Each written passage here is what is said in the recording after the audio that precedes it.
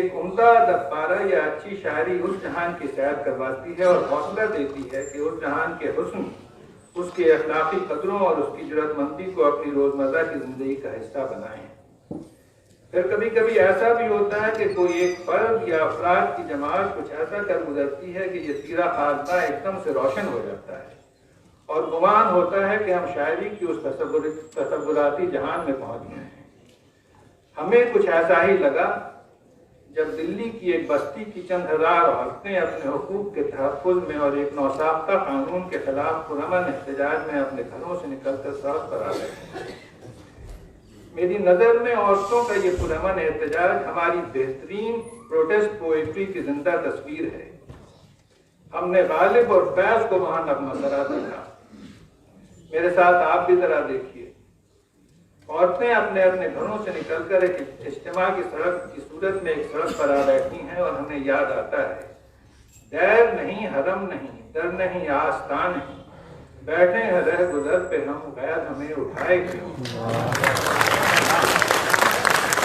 یہ عورتیں قانون کی مخالفت میں جوشیلے نعرے لگا رہی ہیں اور ہم زیر لب پڑھتے ہیں، عرض و نیاز سے تو وہ آیا نہ راہ پر، دامن کو اس کے آج حریفانہ چنی۔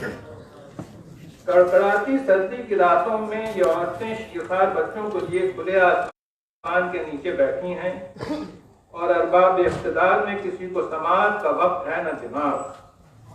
بے نیازی حد سے گزری بندہ پرور کب تلک، ہم کہیں گے حال دل اور آپ فرمائیں گے کیا۔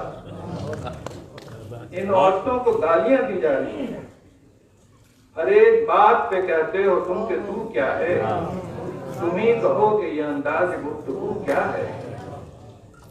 کوئی دیکھنے والا اچنبھے سے پکار اٹھتا ہے، یہ تو بہت نابرابر مقابلہ ہے۔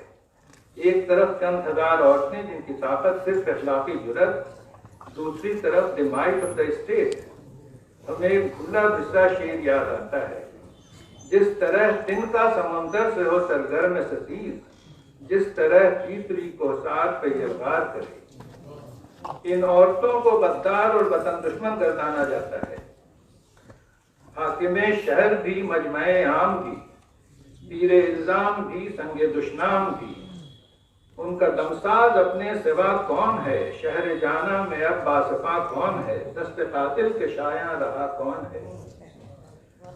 اب صورتحال یہ ہے کہ لوگ کہنے لگے آخر کب تک، ایک دن خالی ہاتھ اٹھنا ہی پڑے گا۔ پھر نکل آئے ہوسناکوں کے رقصہ طائفے، پھر نکل آئے ہوسناکوں کے رقصہ طائفے، درد مند عشق پر ٹھٹھے لگانے کے لیے۔ پھر دہل کرنے لگے تشہیر اخلاص و وفا، کشتہ صدق و صفا کا دل جلانے کے لیے۔ ہم کہ ہیں کب سے درے امید کے دریوزہ گر، یہ گھڑی گزری تو پھر دستے طلب پھیلائیں گے۔ کوچو بازار سے پھر چن کے ریزہ ریزہ خواب، کوچو بازار سے پھر چن کے ریزہ ریزہ خواب، ہم انہیں پہلے کی صورت جوڑنے لگ جائیں گے۔ خواتین و حضرات، ہم یوں ہی کھڑے ساری شام ان جرأت مند عورتوں کی تحریک کے تناظر میں اردو کے بہترین اشعار ایک کے بعد ایک آپ کی خدمت میں پیش کر سکتے ہیں، لیکن آپ کہیں گے کہ آج کی شام آفتاب صاحب سیمینار کے موضوع سے بہت دور بھٹک گئے ہیں۔